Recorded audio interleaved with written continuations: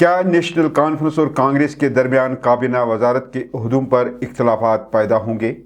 کیا N C کو کانگریس کے 6 ایم ایل ایز کی ضرورت نہیں پڑے گی؟ کیا این سی کے لوگ علیحدگی پسند ہیں اور موجودہ اسمبلی الیکشن میں اپنوں کے ہاتھوں شکست کیسے ہوئی؟ یہ ہے آج کے اہم موضوعات۔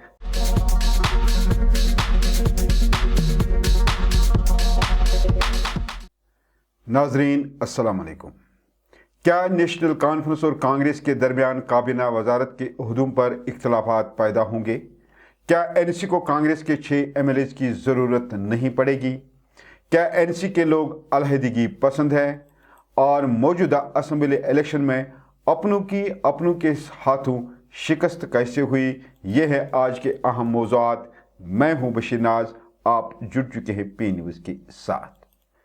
ناظرین، حکومت بنانے سے پہلے بھارتیہ جنتا پارٹی کے رہنما سنیل شرما نے کے این ایس سے بات کرتے ہوئے نیشنل کانفرنس پر علیحدگی کا لیبل لگا کر کہا ہے کہ جموں کشمیر اسمبلی انتخابات قوم پرست اور علیحدگی پسند نظریات کے درمیان لڑائی تھی۔ سنیل شرما نے انتخابات کو 2 مخالف نظریات سے موازنہ کرتے ہوئے کہا کہ ایک طرف شیخ محمد عبداللہ کی میراث تھی، جس کی حمایت علیحدگی پسند قوتوں اور پتھر بازوں نے کی۔ دوسری طرف قوم پرست یعنی بھارتیہ جنتا پارٹی والے تھے۔ انہوں نے کہا کہ یہ 2 افراد کے درمیان لڑائی نہیں تھی، یہ 2 مکاتب فکر کے درمیان لڑائی تھی۔ ناظرین، بھارتیہ جنتا پارٹی کے اس بیان نے یہ صاف کر دیا ہے کہ نیشنل کانگریس اتحاد کی حکومت سازی کوئی آسان کام نہیں ہے، بلکہ مضبوط حزبی اختلاف انہیں چاروں طرف گھیرنے کی کوشش کرے گی۔ اب بات کرتے ہیں نیشنل کانفرنس اور کانگریس اتحاد کی۔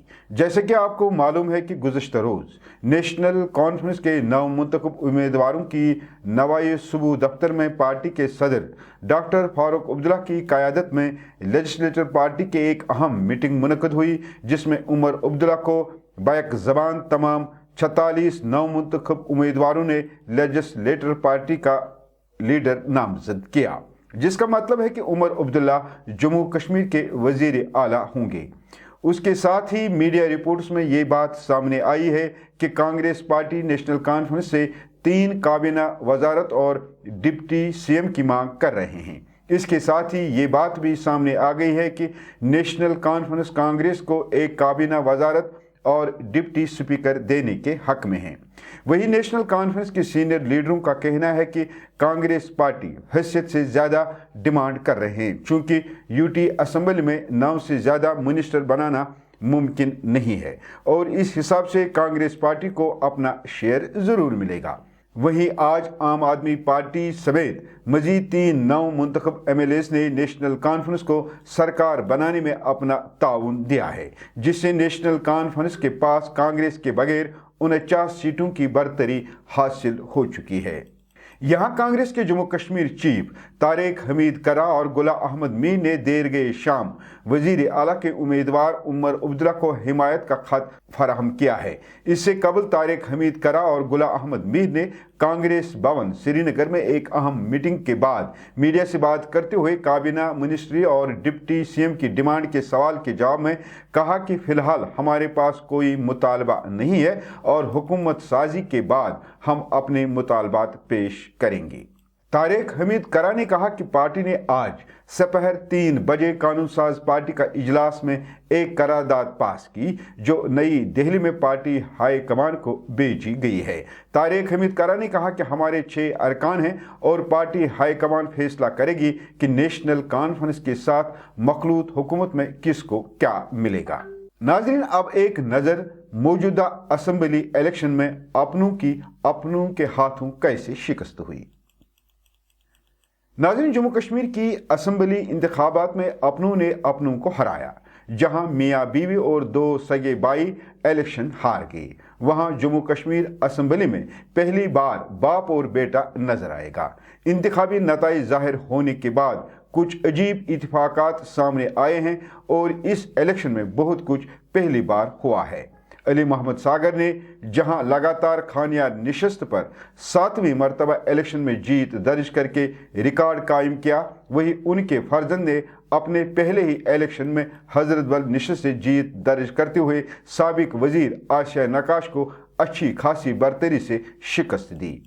बाप बेटे के इलेक्शन में कामयाब होने से पहली बार आईवान असम्बली में नजर आएंगे। वहीं साबिक नायब वजीर आला जम्मू कश्मीर मुजफ्फर हुसैन बेग की बारामूला नशिस्त पर अपने ही भतीजे जावेद हुसैन बेग के हाथों 16,651 वोटों के फर्क से शिकस्त ने जहां सियासी हलकों में खलबली मचा दी, वहीं उनकी अहलिया सफीना बेग भी कीरी वागोरा हलके से सिर्फ 1,699 वोट हासिल करने में कामयाब हुई। इसी तरह लाल चौक नशिस्त पर भी चाचा भतीजा भी एक दूसरे के आमने सामने थे, ताहम दोनों की लड़ाई में तीसरे की जीत हुई, जहां साबिक वजीर मोहम्मद अशरफ मीर अपनी पार्टी के उम्मीदवार थे, जबकि उनके मद्दे मुकाबिल उनका भतीजा PDP के ज़ुहैब मीर थे। ताहम नेशनल कॉन्फ्रेंस के शेख एहसान परदेसी ने इसका भरपूर फ़ायदा उठाकर मैदान मार लिया। वही चिनाब खत्े के मारूफ गुज्जर लीडर हाजी बुलंद खान के दोनों बेटों को भी शिकस्त का सामना करना पड़ा। गुलाबगढ़ नशिस्त से साबिक वजीर एजाज खान को 6,527 वोटों से शिकस्त हुई, जबकि उनके बरादर मुमताज़ अहमद को रियासी से 18,815 वोटों से हार का सामना करना पड़ा। इसी तरह बुदल नशिस्त पर भी बांजे ने मामू को करारी शिकस्त दी, जहां जावेद इकबाल चौधरी ने अपने पहले ही इलेक्शन में नेशनल कॉन्फ्रेंस की टिकट पर साबिक वजीर भाजपा उम्मीदवार और अपने मामू चौधरी जुल्फकार को 18,908 वोटों से नाकाबिल यकीन शिकस्त दी। इसी तरह चनानी नशिस्त पर मामेरे और पुफेरे बाई के दरमियान मुकाबला हुआ, जिसमें पुफेरे बाई ने मैदान मारा। नताइज जाहिर होने के साथ ही चनानी हलके पर भाजपा के बलवंत सिंह मनकोटिया ने national panthers party of India के उम्मीदवार और साबिक वजीर हरीशदेव सिंह को 15,611 वोटों के फर्क से हरा दिया। शुक्रिया।